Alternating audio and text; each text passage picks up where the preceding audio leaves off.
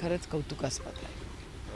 ताई माणिकराव कोकाटे अजूनही राजीनामा दिला नाही, त्यांचा पदभार काढलेला आहे. अजूनही ते कॅबिनेट मंत्री म्हणून आहेत, बिना खात्याचे मंत्री असले तरी.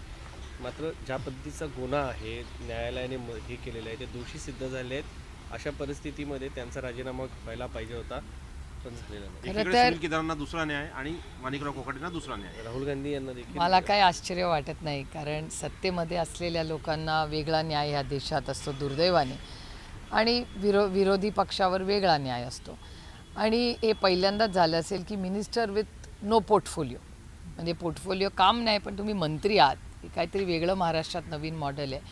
पण मी माननीय मुख्यमंत्र्यांचे आभार मानते, कारण वर्तमानपत्रात आज अशी बातमी आली आणि चॅनल्सवर आहे की मुख्यमंत्र्यांनी पाय रोवला काल, आणि त्यांचं म्हणणं आहे की काहीतरी शिस्त आली पाहिजे.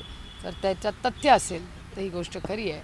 आणि ही खरं तर लढाई कुठल्या व्यक्तीबद्दल नाही आहे, एका लेकीची ही लढाई आहे. एका लेकीनी तिच्या वडिलांसाठी लढलेली आहे ती, आणि आज जी केस तिने केली आहे, इतके वर्ष ती एकटी मुलगी लढत राहिली आहे, आणि तिला आज उशिरा का होईना न्याय मिळतो आहे, पण justice delayed is justice denied.